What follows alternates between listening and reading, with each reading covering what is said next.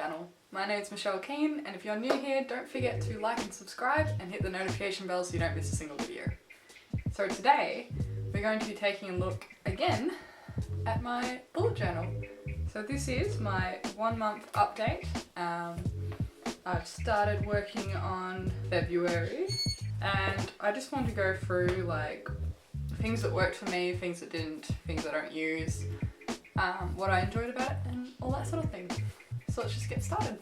So while I was doing the February sections, I was really looking back at January and thinking, okay, what did I like and what I didn't like? So to start off with, I really liked the starting page I had. I liked how I had a little preview of the month. It was very pretty, that sort of thing. So I started by recreating that calendar diagram.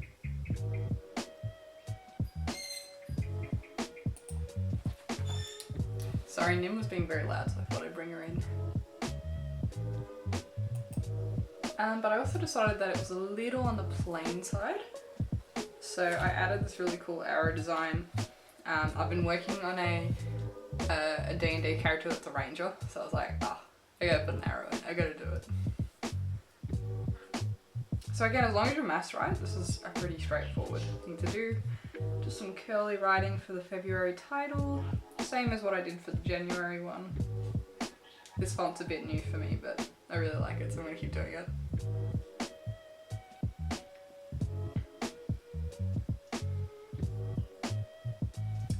But I also noticed I didn't really use the to-do section under it, or the key dates, so I thought I would just leave that alone for now and come back to it.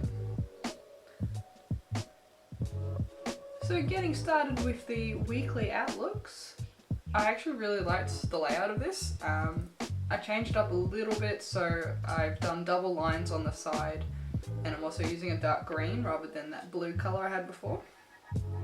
But the overall layout of it is pretty much exactly the same.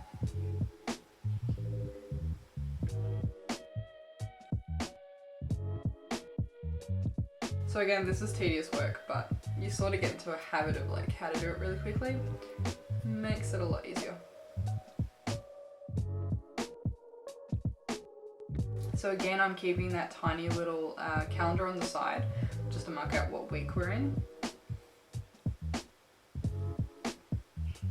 And for February, make sure you remember that it's a leap year. I almost made that mistake a couple of times. And then underneath, I'm putting in the mood tracker again, which I liked. It really made me think about how I perceive the day and just trying to keep like a really good outlook rather than letting some little thing just ruin the day for me. I also put in the weather, and I also put in a to-do section again. So this to-do is mainly for like the whole week, what I need to do. And I later went back and added a pending section. And that's for like, it's like a to-do list, but I don't know when I need to get it done. It could be in the next month, it could be in the next week. The timeline is not really set.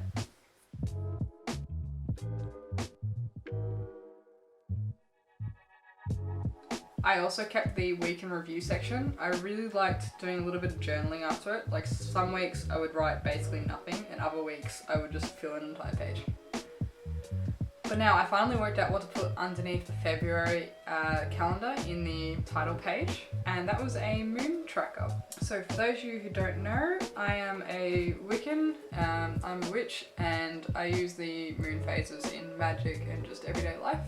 So I thought it'd be really nice to just put that under there with the dates underneath, and I also put down the 7th of the month and the date underneath that one as well.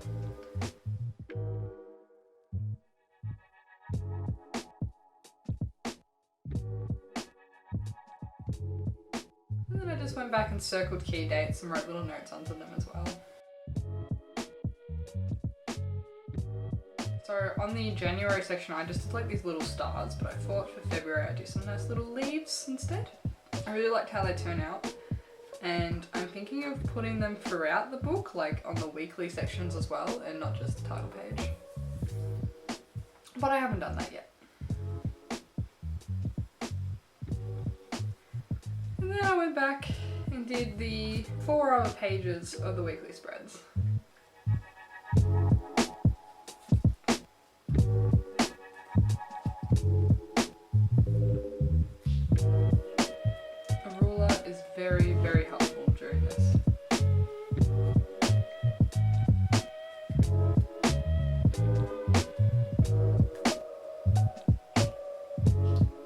So while this is running in the background, I thought this might be a good time to ask you guys if you're doing some bullet journaling and what's working for you.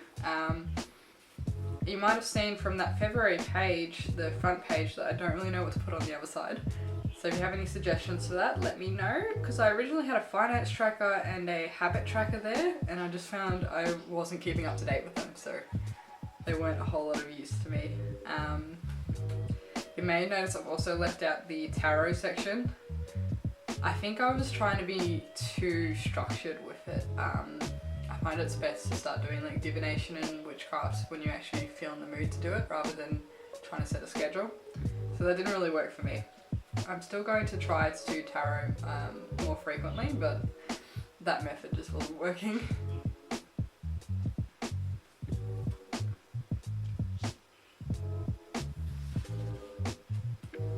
I'm really enjoying just how this book is letting me like look back at the week, look back at the year, see what I've accomplished. I can reaffirm my goals, I can reaffirm how my finance is tracking on the really big one, the yearly spread rather than the monthly spreads. I can write down all these ideas for YouTube. I've got space for everything. I've got space for all my to-do lists rather than just chucking them on whiteboards or in multiple different apps. It's just really structured, and it gives me a chance to just sit in the morning or in the afternoon and just be like, alright, what do I need to do today? What's been done today? What happened yesterday? What happened this week? Yeah, just really organising my life.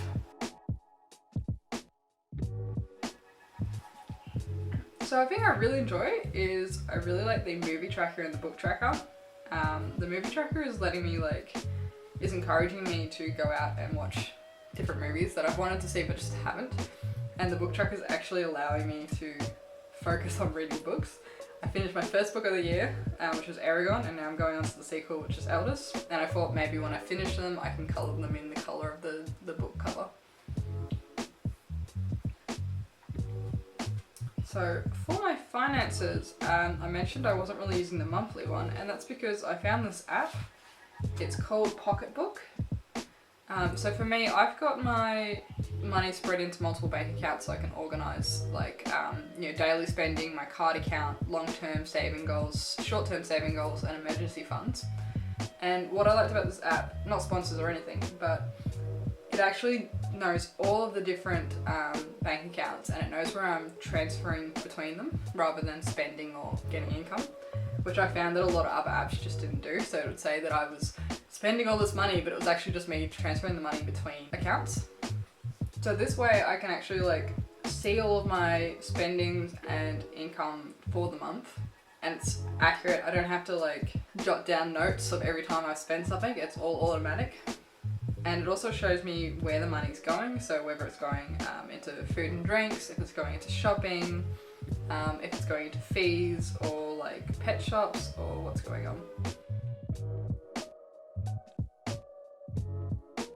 So I'm using this app to work out my monthly spending, and in the future I'll be able to see trends with the finance page, which I think is going to be really good.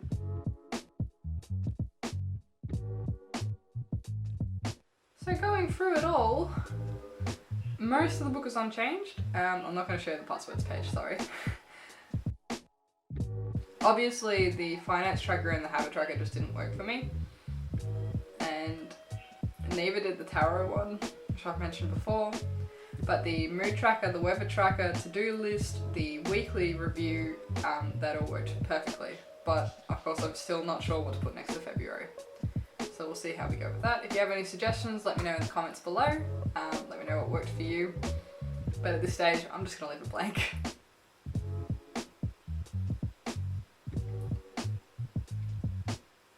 So now February is done. I might do another one, but we'll see.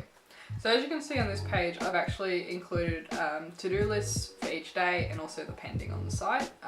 I'll go over that again in this little review here.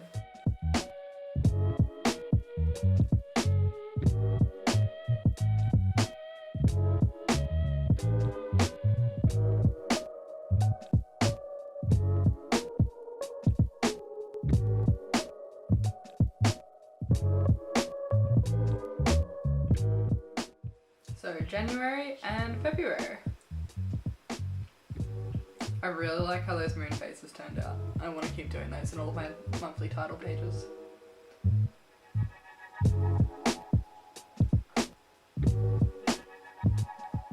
So let's look at how the January spread looks. All my little weekly reviews and notes and everything. And now my February page. The green doesn't really show up on camera, but it's there, trust me.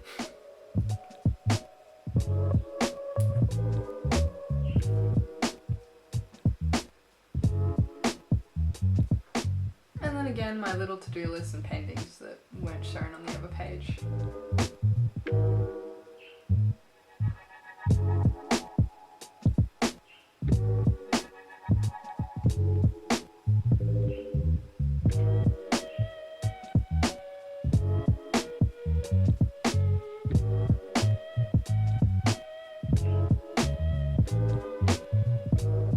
Well, that's it for my bullet journal update. I hope you guys enjoyed it. Let me know how your bullet journals are going, if you're making one or if you're thinking about starting one. I'm really enjoying it. Gives me somewhere to put all my thoughts down and a to-do list and just organise my life a little bit. But of course, you know, there were some things from the original video that just didn't end up working out, and that's okay because I'm making all of these month by month. So the title page and the weekly reviews I do at the start of each month, which means that I get to change them up as I want and as I progress through the year and experiment with what works for me. So let me know what's been working for you. Give me some ideas for that title page because I've got no idea what to put there. I might just leave it blank. Let me know what goals that your bullet journal is actually allowing you to cross off, whether it's just reading more or like organising your life, doing some to-do lists, anything like that. Let me know. But that's all for this video. Goodbye from me and Nim, who is now nice and quiet rather than the squawking you may have heard earlier in the video. And I will see you guys next Friday. Bye.